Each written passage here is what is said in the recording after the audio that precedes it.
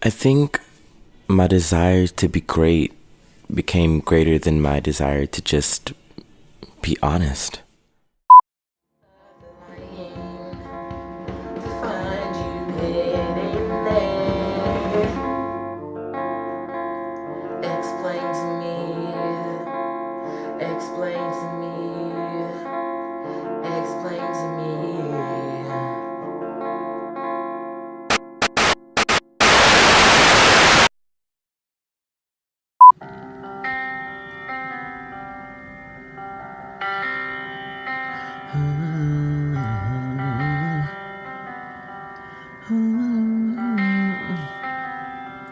Wake up and smell the coffee. Is your cup half full or empty? When we talk, you say it softly, but I love it when you're awfully quiet.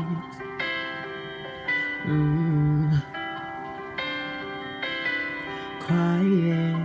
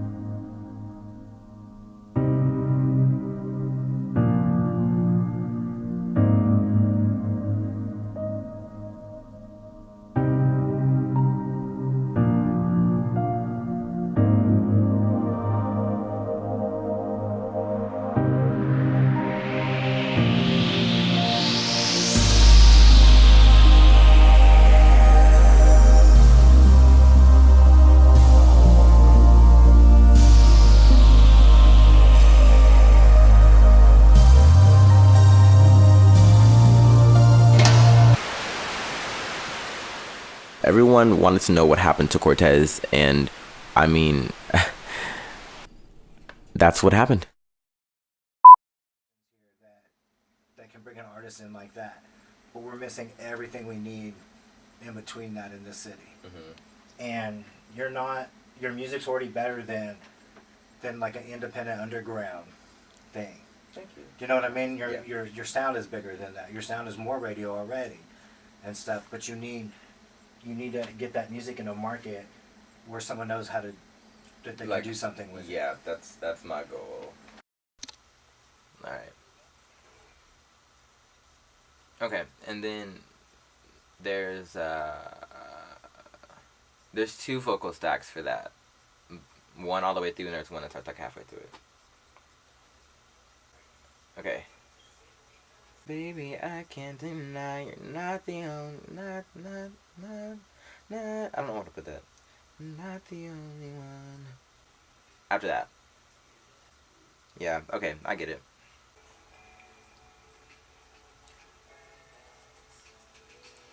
I hate what we've become, it's tearing us apart. Drifting under the sun, we're falling from the stars, yeah. Baby, I can't deny you're not the only one. 'Cause I burned this house with you to spare us all the heartache.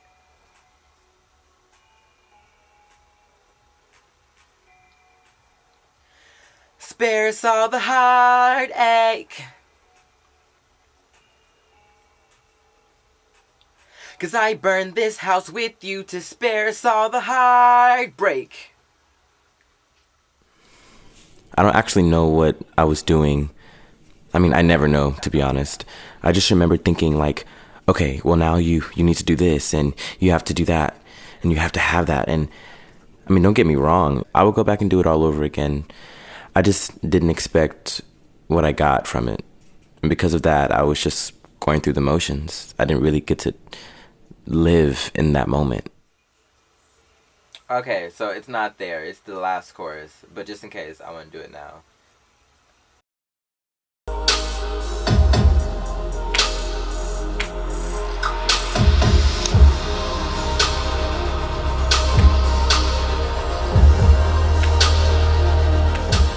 B.E.D was my first official project under my new artist named Cortez. At the time, I had just finished recording a whole separate EP, and I thought that that was my debut. I thought it was perfect. I thought everything was going to be perfect. In October of 2016, my laptop was stolen and my headphones out of a friend of mine's car, and I lost that entire project, or at least the masters for it. I remember being in a musical funk for months. I don't even know. I remember going to class every day and I wouldn't even be paying attention. I would just be writing. I had to get something out that was very telling of where I was in that time. And I felt like that first EP that I was going to release before my laptop had gotten stolen was it. I recorded B.E.D first at Baron Studios in November of 2016.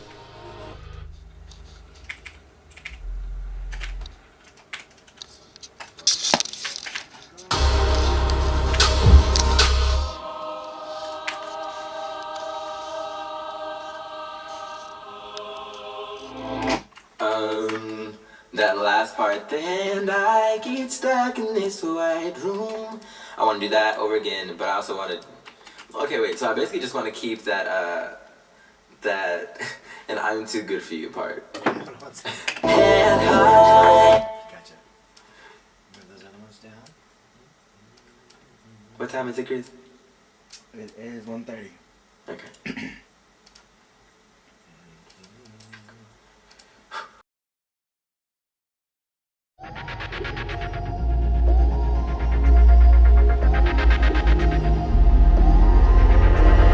Feels coming. I don't know, we released B.E.D as my first single with the music video accompanying it on January 6, 2017.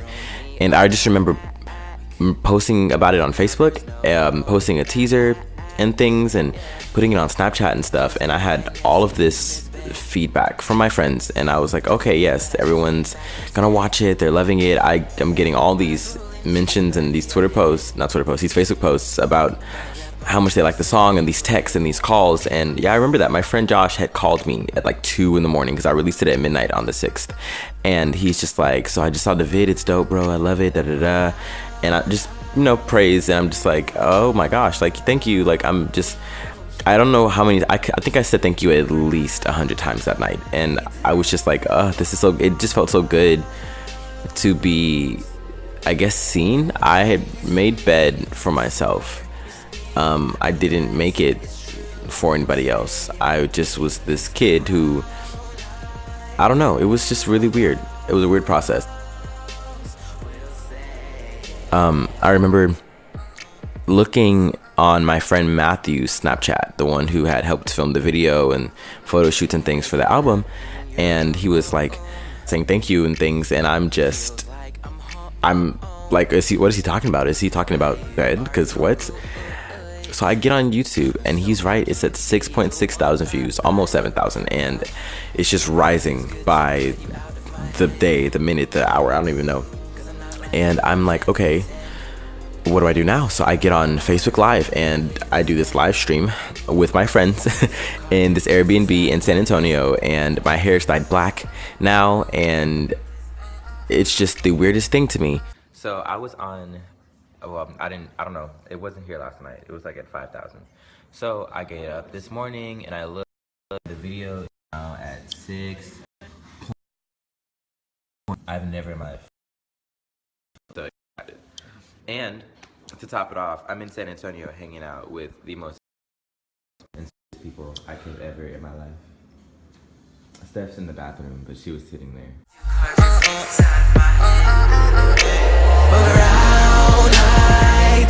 And so I'm just like, okay. So I remember getting back, and I have no idea what to do next.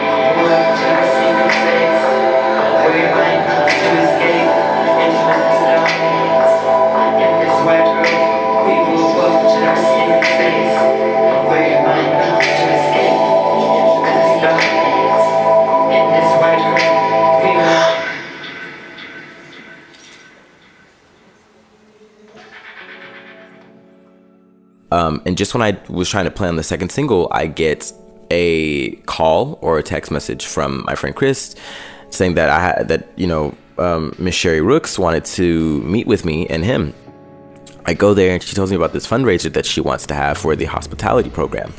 And I'm immediately ecstatic and just so excited because it sounds great. And I have never been a part of something that was that much bigger than myself. And I think being able to say that I was able to contribute in some way, shape, or form was awesome. Plus, I mean, it was pretty cool planning a performance.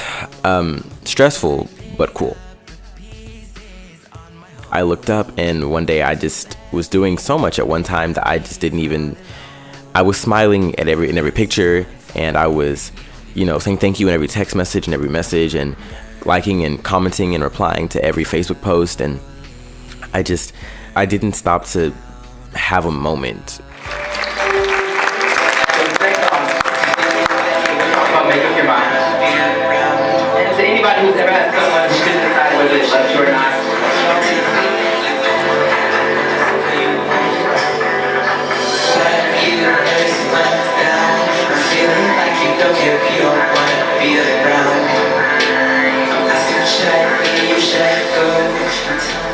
we do the show, and I had to plan choreography, and I had to get wardrobe and outfits and ideas and inspiration. And on top of that, there's only 5 songs on this EP, and so I needed more than just that to perform. So I had to pick songs and re-record vocals, and I had never done anything on such a big scale before in such a small amount of time.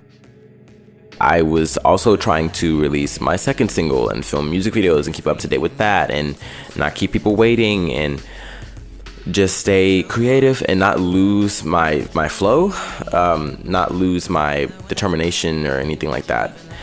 And I look up and the show is here. The show is here, and me and my cousin, my sister Elon, and my friend Tim are in all white and Adidas and Converse and Tim's. And we are dancing and performing in this ballroom, and it's nothing like what we expected it to be. And we did what we had to do, and I just remember being up there singing and thinking, what the fuck am I doing? I don't know. And then when I was over, I'm taking cash for these CDs and signing them and leaving letters and messages. A few people have asked what happened. A lot of people wonder, I'm sure. And I had to ask myself the same thing. I didn't get rid of Cortez. Everyone likes to ask, what happened to Cortez? Why Robin now? Why Robin? Who's Robin? What happened? I'm not the same person that I was. And you would never be able to tell, but if you didn't know me, but when I was recording B.E.D and releasing all those things, I was nowhere near the most authentic version of myself. And at the time, I didn't even know that. But yes, I just felt like there was time for a new change. Am I the same person that I was 2 years ago when I made B.E.D? No. Am I the same person that I was a year ago after B.E.D was made? No. Am I the same person I was 2 months ago? Not even. Maybe, but not all the way. We constantly change as people, and we constantly grow, and that's what I wanted to embody in all of this new stuff. And I just didn't see B.E.D fitting in any of that. With that, all of that being said, that's how Window was born.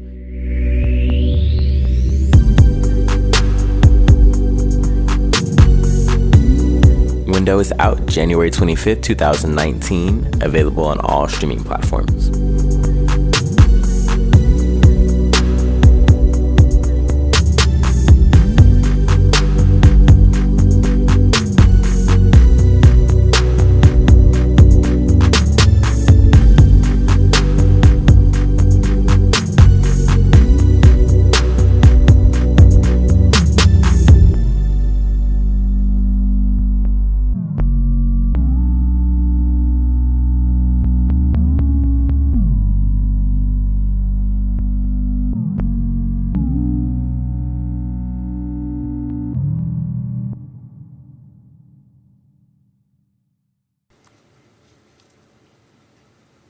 Pa, I'm Pa. Oh.